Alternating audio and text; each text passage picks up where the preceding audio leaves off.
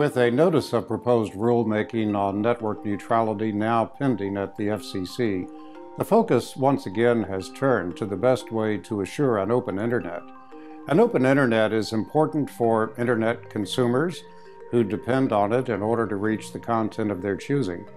But it's also important that businesses that invest in networks, the internet service providers who provide broadband connections, have the incentive to invest in the modern networks that are necessary in order to meet the ever-growing demand for data. There's a right way to do this, and there's a wrong way. And we saw the wrong way effectuated in an FCC order in 2015.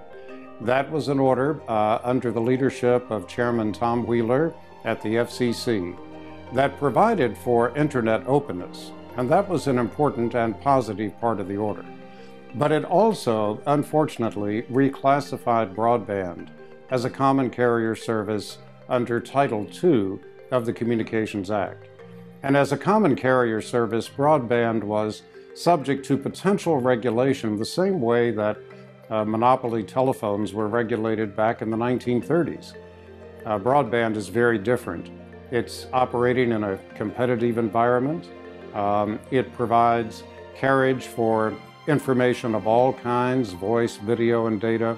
It's about as different from the old era of rotary telephones as one can imagine. And that rule simply did not fit well within the broadband context. And it's had a pretty unfortunate consequence. Not knowing what the regulatory environment would be, not knowing what particular rules under Title II the FCC might impose on carriers, the carriers really had little incentive to invest. They were concerned about deploying the tens of billions of dollars necessary to build modern networks because they simply didn't know what rules in the future might govern the networks that they were building. And so we have seen investment declines, and that has pushed further out the date by which broadband can reach virtually all Americans, a goal that we can achieve, but we can only achieve it if the carriers have investment incentives. Now, Chairman Pai at the FCC is proposing to return the classification of broadband to Title I as an information service, and that's a positive step. But I think the time really has come when Congress should step in. Congress can pass a very simple statute that puts to rest the most contentious debate that we've seen during the entire past decade, and that's the debate over network neutrality. I can foresee a time in the absence of Congress acting when every new FCC that occurs with a political change at the White House could revisit this Title I versus Title II distinction, keeping the regulatory environment in constant turmoil and depriving carriers of the regulatory predictability that they need in order to make investments. So Congress should keep that from happening. It's time to pass a simple statute that achieves two broad purposes. One would be to assure internet openness.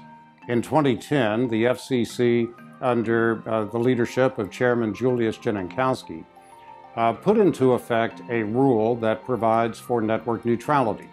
It contains strong guarantees, as one might expect of an administration headed by President Obama.